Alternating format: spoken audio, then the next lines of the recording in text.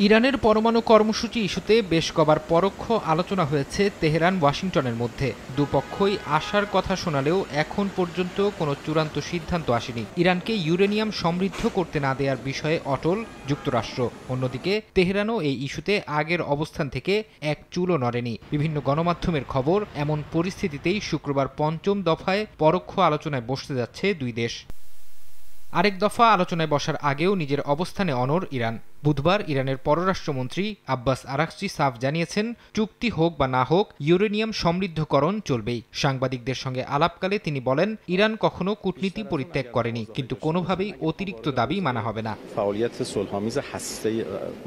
এই প্রেক্ষাপটে সরব হয়েছে ইরানের পার্লামেন্টও। এক বিবৃতিতে দেশটির আইন প্রণেতারা বলেছেন, অবাস্তব ও অহংকারপূর্ণ দাবিকে তারা প্রত্যাখ্যান করছেন। তাদের দাবি, আন্তর্জাতিক আইন অনুযায়ী ইরান ইউরেনিয়াম সমৃদ্ধকরণের পূর্ণ অধিকার রাখে। যুক্তরাষ্ট্রের প্রতি ইঙ্গিত করে ইরানি আইন প্রণেতারা বলেন, কোনো বিদেশি চাপ ইরানের ইউরেনিয়াম সমৃদ্ধকরণের সিদ্ধান্ত বদলাতে পারবে না।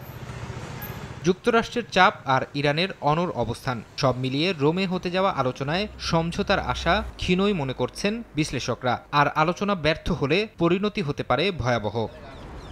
ফরহাদ চৌধুরী, সময় সংবাদ।